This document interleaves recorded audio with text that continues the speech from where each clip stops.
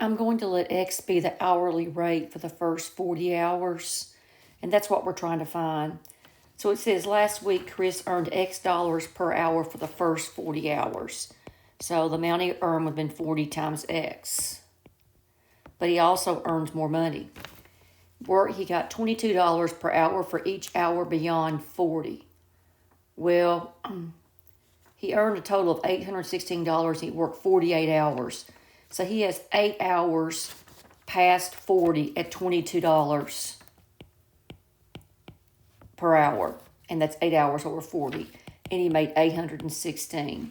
So we need to solve this for X. That gives me 40X plus 2 times 8 is 16. That's going to be 17 equal 816. And now let's subtract 176 from both sides. And that's going to be 640. And then 40 will go into 640 16 times. So there's your value of X.